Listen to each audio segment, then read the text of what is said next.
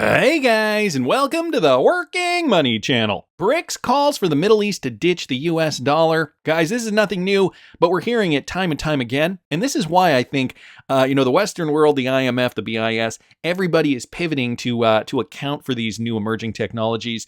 It seems as though arrogantly, a lot of these organizations are thinking to themselves, well, we can still do what we want. We can put sanctions on Russia or Iran, for example. But, these countries have the technology too. So there's an imminent threat, I think, to US dollar dominance. This one courtesy of Ian Binns here on Twitter. So tensions in the Middle East are escalating. If you guys haven't been paying attention, after Iran launched a 300 missile drone strike against Israel on Sunday, the Iron Dome intercepted all the Iranian missiles. But the situation remains grim with growing threats of war. So that is, obviously playing a big role in this. On top of which, Russian President Vladimir Putin urges countries in the Middle East to teach Israel and the U.S. a lesson, as per Watcher Guru here. BRICS member Russia explained that ditching the U.S. dollar for oil payments can bring America and Israel to a standstill. And then down here, he mentions the BRICS alliance strategically introduced oil-producing countries into the alliance this year in 2024. Oil-producing nations like the UAE, Egypt, Ethiopia, and Iran are now part of the bloc. The alliance also invited Saudi Arabia into the group, but the kingdom is yet to provide its decision.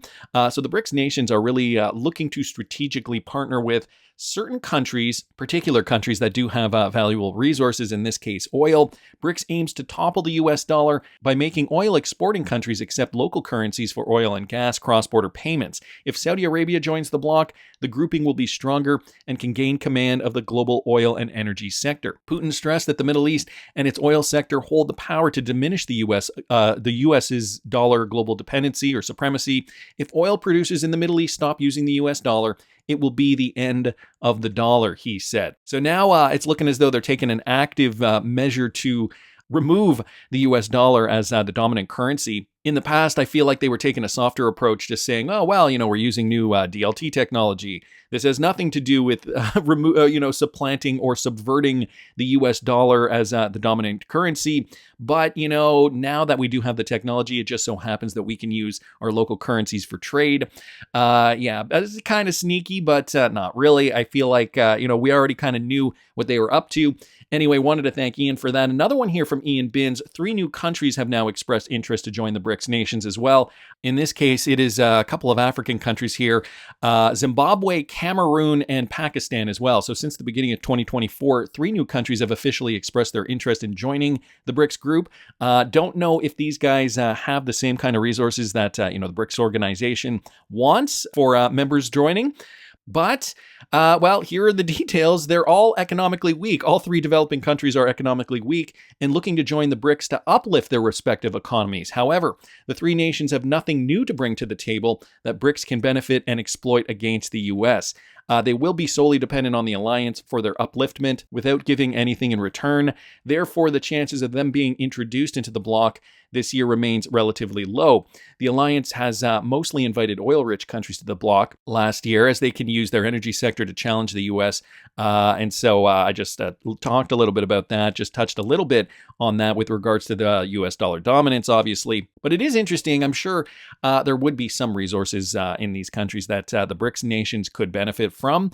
However, this is Watcher Guru's opinion here. A lot of these posts are editorial, so take it for what you will. I will leave them in the description of the video for you guys if you're interested to read further. So again, wanted to thank Ian Binns just for posting that. Moving to the west, guys, we're seeing Germany's largest federal bank, the Landesbank Baden-Württemberg. They're going to start offering cryptocurrency custody solutions in the second half of 2024. This one courtesy of Michael Branch here. Germany's largest federal bank will start offering cryptocurrency custody solutions. So we're talking enterprise-grade solutions, guys, for 2024, second half of 2024. The bank will start offering crypto custody solutions to institutional clients in partnership with the Austria-based Bitpanda cryptocurrency exchange. The German Federal Bank has been seeing increasing support for corporate demand for digital asset custody. The managing director of corporate banking, he did say the demand from our corporate customers for digital assets is increasing.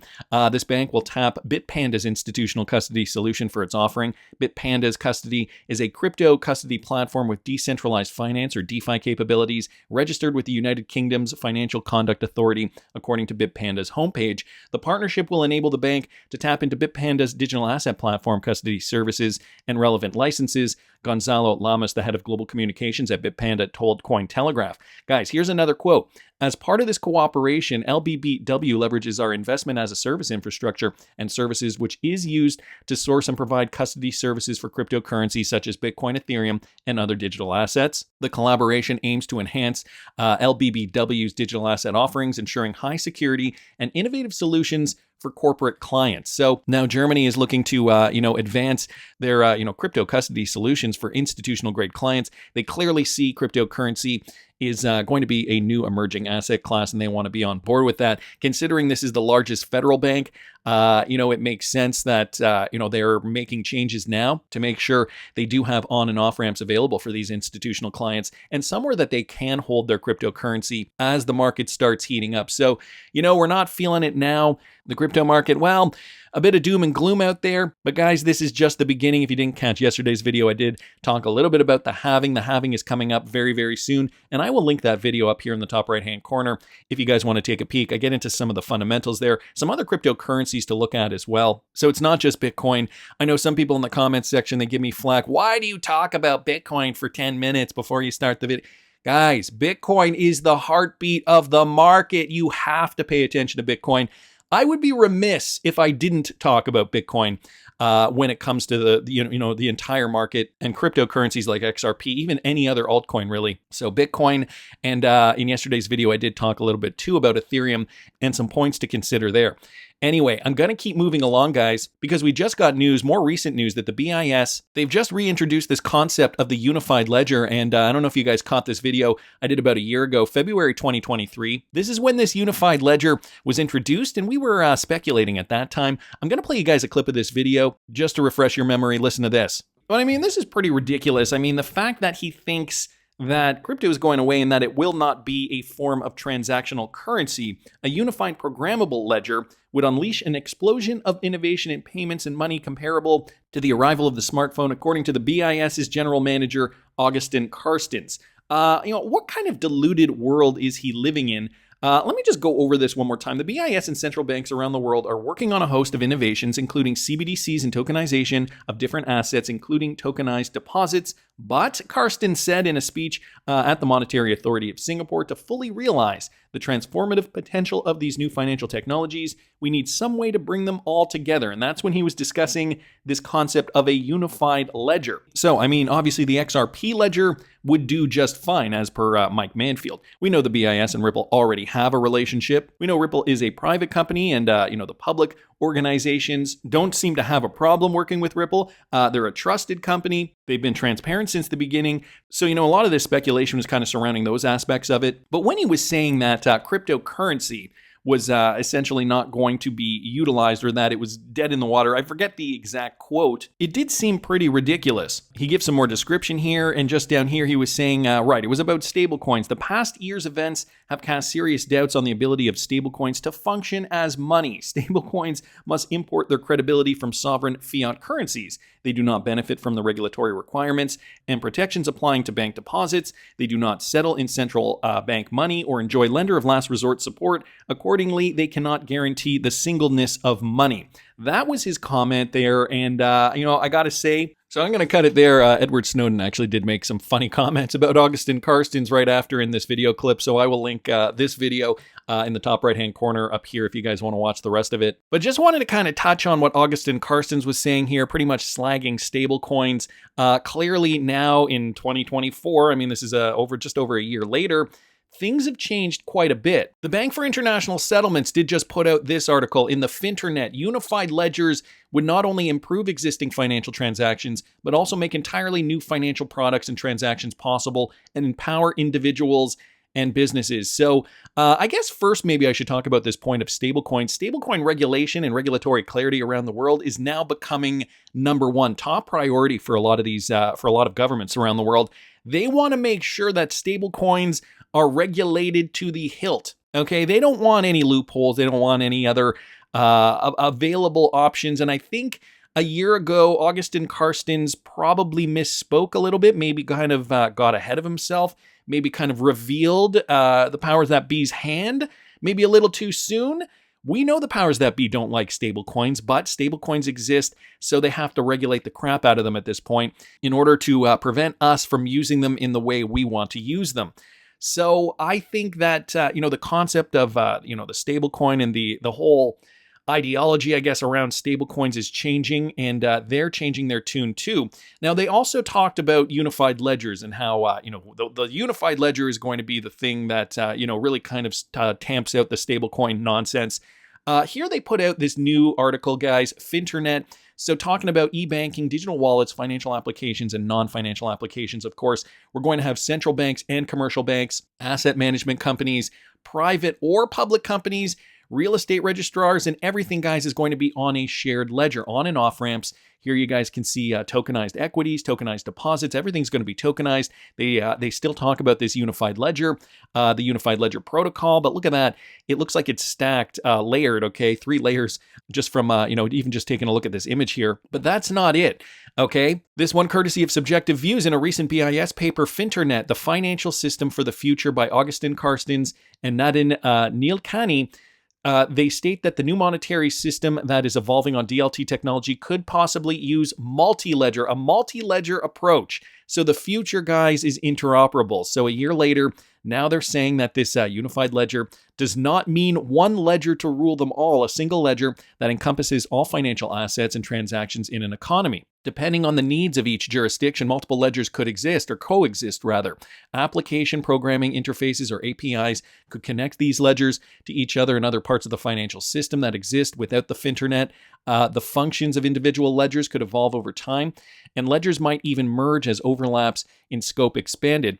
The role of unified ledgers could also vary by jurisdiction. In economies where individuals already have access to a broad range of reasonable, efficient, and competitive retail financial services, the main role of unified ledgers might initially be to enhance the efficiency of wholesale financial services. In jurisdictions with lower levels of financial inclusion, in particular in many EMDEs, unified ledgers might have a stronger retail focus. So now discussing the unified ledger as a multi-ledger approach. So not just one single ledger, guys. The BIS has come out, and this is in fact a BIS paper. I don't know. I do believe there is another article here. Yeah, okay, from Smoke. Friendly reminder, interledger payment facilitated by Ripple. Ripple's ILP designed to facilitate token transactions between separate DLT platforms. So this is exactly what the unified ledger, what they're describing there in that BIS paper. International Security Services Association. This is from the ISSA. Ripple is building an interledger protocol designed to facilitate token transactions between separate DLT networks or tokenization platforms. R3 has developed a system that allows applications built on its platform to interact seamlessly with other DLT systems. So they talk a little bit about R3 here, which can in fact settle with XRP, but also the fact that Ripple is building an interledger protocol designed to facilitate token transactions between separate DLT networks or tokenization platforms. So exactly what the BIS has stated there, and here's just another image. Interledger payments, and an example of how that does work. And guys, Ripple has been on this from the beginning. Do you remember when David Schwartz mentioned this all the way back in 2015? We're going right to payment alliances. We're going to fintech, financial institutions. We're going to the Federal Reserve and central bankers. We're really trying to work this from the top down, get liquidity into the system, get cash in and cash out pathways for everyone. This one courtesy of BondCrypt here on Twitter. Listen to this. Going right to payment alliances, we're going to financial institutions, we're going to the Federal Reserve and central bankers. We really are trying to work this from the top down, get liquidity into the system, get cash in and cash out pathways so that it will be more useful for everyone. It's kind of surprising that we're where we are, that we're being taken seriously by central bankers, that we have banks that are using the Ripple network today to make payments between banks. Surprisingly to me, we've actually been getting an extremely positive response from everything from the Federal Federal Reserve to small and medium-sized banks to payment consortiums, everybody seems to recognize that the payment system is broken. We're a long way. Unfortunately, we're a long way from making these systems safe enough for mass consumer direct use. Right. If I had to guess, I would say the fastest would be 2 to 3 years, which is really not that long. No. Yeah, technology moves very, very quickly. Like Bank of America, are they open to Ripple right now? And if they are, or when they are eventually, how can Bank of America use Ripple right now today? They are surprisingly open. That's another one of the things that really surprised me, because you kind of think of the existing financial system as perfect for banks and banks not wanting to disrupt a system that works well for them. But actually, banks have huge problems in payments. So there you guys go. David Schwartz back in 2015 even stating that, Bank of America was bullish on Ripple and XRP even way back then. Banks have problems with payments, and, you would think that the banking sector would be perfectly fine, with the friction that exists. They do make their fees off that, but really, that is only the big banks, the big, players, the ones that help fund the Nostro and Vostro accounts of the smaller players. Those are the only real banks that really do have a problem with this new fintech, this new financial revolution. And David Schwartz here, again, this was a clip from back in 2015, just explaining how everything is, kind of moving along smoothly.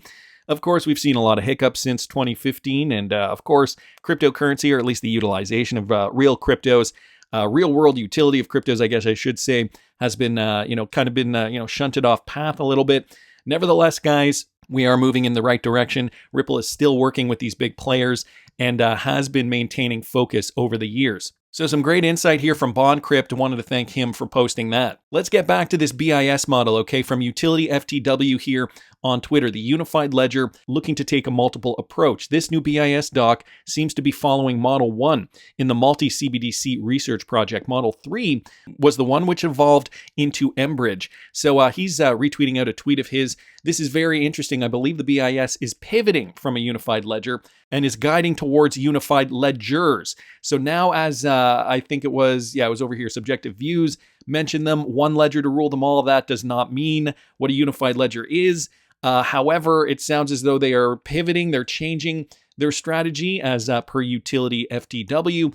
First highlights, it would appear that the BIS has made a decision. They will not be moving forward with an incremental approach to changing the financial system. They favor a more transformative adjustment involving a fundamental rethink of the financial structure. There is urgency in this statement as the financial system inches forward. The technological frontier will drift further away. This could be saying that the time is up in waiting for the perfect solution to manifest because the technology keeps advancing. So they're even realizing, look, we can't just kind of sit down and kind of figure it out because the technology is just going to blow past us. Could they be recognizing that there is no time left and they must start implementation ASAP? So an interesting theory here from FTW, from Utility FTW. Add to that, unified ledgers require a wide variety of functionalities and technologies interacting with one another, a complex endeavor. That is unlikely to be completed by a single entity or with a single solution. So they do require wide collaboration using nascent and existing technologies. Sounds to me that this statement is not in support of mBridge or mBridge as a unified ledger concept, a single entity or single solution for all central banks. This new document references unified ledgers, implies multiple different solutions being utilized globally and being interoperable. And so there are some key points up here in this document as well. Not to mention, the document that we had just seen from Subjective Views. This again from a BIS statement from just this month, April 2024, guys. So the unified ledger approach using public and private technologies. We know Ripple has been on top of it from the beginning, and we even hear it too from this BIS podcast, guys, from Mr. Man. A unified ledger does not imply a single ledger, but they are looking to shoehorn the ledger into the global financial structure. And do you remember how Chris Larsen describes this? Listen to this. Let me now hand over to Hyun, who will explain the project's conceptual underpinnings in more detail. Thank you, Cecilia. Let me give some further background on the rationale and design of the project. An important guiding principle for us is the singleness of money. This is the idea that a payment should go through exactly at par, irrespective of the means of payment used, whether I use cash, an electronic transfer from my bank, or a payment app on my phone. A dollar is a dollar, a euro is a euro, a pound is a pound, and so on. We're so used to the singleness of money that we take it for granted. but it's worth reminding ourselves that it holds because of the settlement function of the central bank. Today, when I receive a payment from someone, I don't acquire a claim on the sender's bank. Instead, it is my bank which credits my account. And my bank can do this because the payment is settled at the central bank, where the central bank debits the account of the sender's bank and credits the account of my bank. And this is very different from the case of a stablecoin, where balances are always tagged with the name of the issuer, and singleness of money is not guaranteed. For this reason, we argued in last year's BIS annual economic report that tokenized deposits should play the role of the primary means of payment on a unified ledger, underpinned by settlement in central bank money as the backbone of the monetary system. This is why in Agora, central banks are joining forces with regulated financial institutions to bring tokenized deposits and tokenized central bank money together on the same programmable platform. Now, we need tokenized deposits there because firms and households deal with private financial institutions, not with central banks. But we need central bank money there because it holds the monetary system together through its settlement function. The same principles apply for cross-border payments as they do for domestic payments. Today, firms engaged in international trade and investment rely on regulated financial institutions to perform the bookkeeping operations all along the chain of payments, as well as the ultimate settlement by the central bank that issues the currency used for the payment. So we try to focus on that, and probably the key aspects of what Ripple is it's one, multi-currency, so you can use Bitcoin in the Ripple payment system. So hopefully that helps the utility of Bitcoin and Litecoin and BEN and all kinds of different currencies that you can put in the system. We have a different method of solving the double spend problem, which we call consensus. So picture the global shared ledger. The global shared ledger, as stated by Chris Larsen himself. So guys, the global shared ledger obviously going to play a part in the BIS's new structure here, a unified ledger or ledgers, moving all the money. Of course, Western countries are going to have a hard time getting on the same page as these BRICS nations. When it comes to DLT technology, if they're using two different types of tech, they all have to be interoperable. They do all have to collaborate together because trade is still going to be global, even if US dollar dominance does go down. So if you had to choose, one cryptocurrency that was going to play a large role in the future of finance, I'm sure XRP would certainly be on your list. A long-term hold, guys, but also a shorter-term hold for this particular spec run. If you want to find out where my targets are going to be, you can follow me at patreon.com/workingmoneychannel. I'm going to be discussing my XRP targets and all the other cryptocurrencies that I hold, some of which include Bitcoin, Solana, HBAR, Algorand, VeChain, and many others. But there is a part of me that wants to hold XRP for the long term for these exact reasons, guys. And I do sincerely believe that we will be filthy, filthy rich in the coming years once this real-world utility really kicks off. Some are suggesting by the end of 2024 into 2025, as that liquidity builds in the market, Ripple and the XRP ledger are going to begin with that real-world utility at scale. And even James Rule XRP here, guys, posting this, another bombshell announcement when Alexa was asked this. Hey Alexa, will XRP make me rich?